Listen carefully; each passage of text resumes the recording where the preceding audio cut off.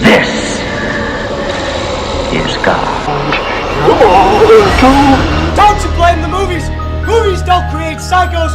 Movies make psychos or create God! Because you were home. What's going on, guys? Welcome back to this year's Halloween Spooktacular. Today I'm going to be talking about a new release that is streaming on Peacock and is being released simultaneously in theaters. The video game adaptation of Five Nights at Freddy's, produced by Blumhouse and starring Josh Hutcherson, Elizabeth Lail, and Matthew Lillard. Recently fired and desperate for work, a troubled young man named Mike agrees to take a position as a night security guard at an abandoned themed restaurant, Freddy Fazbear's Pizzeria. But he soon discovers that nothing at Freddy's is what it seems. I know nothing about the video game. I actually didn't even know this was a video game series. I thought that this was a remake of like a classic culty 80s horror movie, and it's completely not that. It's another video game adaptation. We know how video game adaptations go. Most of them suck. Some of them are okay. They've been okay recently-ish. Uncharted, Tomb Raider. They've been decent-ish. Not great, not good, just passable. But I mean, you have stuff like Doom, the Resident Evil movies that are awful, video game adaptations, the original Super Mario Brothers movie, you name it. So I was a little skeptical, even though the trailer sold me. The animatronics in this movie, I think, are really good. Give credit where credit is due. Praise for use of animatronics instead of making those creepy bears, animatronic animals that inhabit this restaurant. CGI. There you go.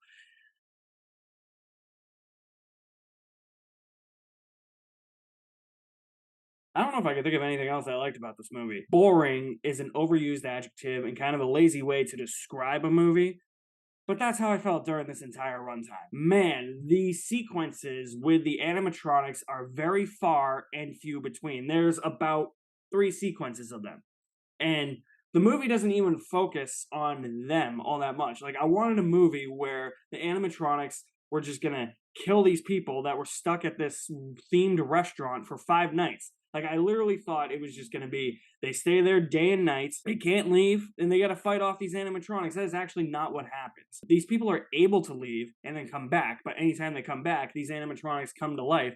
But they don't even show these animatronics all the time during these 5 nights. It's only a few times they show it. It really adds up to a slow burn character mystery that nobody gives a shit about. And then the animatronic stuff with Freddy Fazbear is secondary in the movie. And I was honestly excruciatingly bored out of my mind watching this. If anything, I was hoping a movie like this would have some atmosphere to it, show that the characters, and to help the audience believe that this is a place they can't leave, that it feels very claustrophobic. There is no tension or anything scary enough in this movie to make you believe that you're in a claustrophobic area or an isolated area. You feel like you could just leave right there and that. There's nothing scary about this. All the kills mostly occur off screen. And when the kills do occur on screen,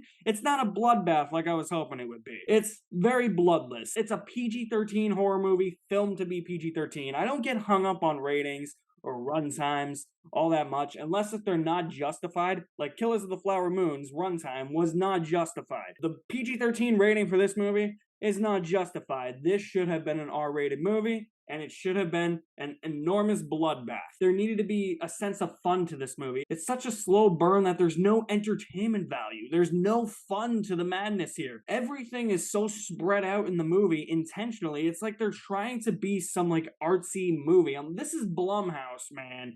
Blumhouse doesn't create artsy movies, and Blumhouse might need to recalibrate what they're actually trying to make, because Blumhouse is so hit or miss with horror movies.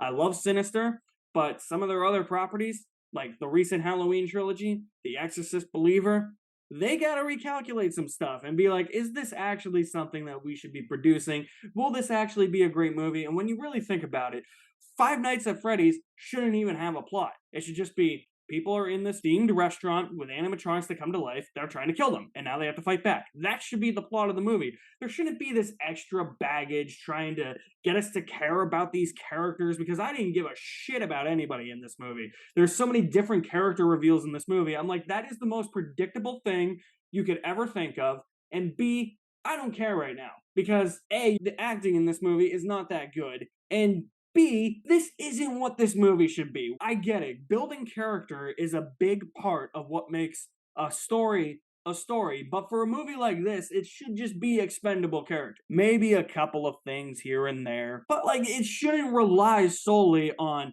there's this mystery surrounding this character and all this lore and stuff that's connected to him and her and all that. No, this is just twists for the sake of twists. This isn't surprising. You're just trying to be pretentious for pretentious sake. None of this is even needed in the movie. Josh Hutcherson's not that good in this movie. I never thought he was really that good as Peter Millark. I know, crucify me now. I mean, he's an okay actor, but as a lead, I don't think he can really hold it all that much. He's a lot better in a lot of other things I've seen him in. Here, he feels like he's just, collecting a paycheck. Same with Elizabeth Lale. Same with Matthew Lillard. Everybody's just like, we just want our money if we even get paid by Hollywood anymore since we're on strike. I mean, the animatronics for this movie were good. That's the big praise that I have about this movie. Everything else falls completely flat. Going back to the characters for a minute before I wrap this up, they make some of the dumbest decisions I've ever seen in a horror movie. That should just tell you a lot right there. Five Nights at Freddy's is a movie that belongs in popcorn hell. I can't believe that this movie was as bad as it was. Like, the trailers intrigued me. I thought that this was going to be something that could be really fun. I've seen a couple of positive reviews, and I said, maybe this could be one of those movies that gets a really negative reception upon release, but develops a cult following. I really don't see it. If you want to watch a movie that is Five Nights at Freddy's, that is not called Five Nights at Freddy's, Willy's Wonderland with Nicolas Cage. That's a better Five Nights at Freddy's movie than whatever the hell this was. So if you have seen Five Nights at Freddy's and want to know what you think about it, drop me some feedback in the comment section below. I will leave my link to my website in the description below as well. You guys are the best. Thank you for watching. My name is Alex Madden, and I'll see you at the movies somewhere.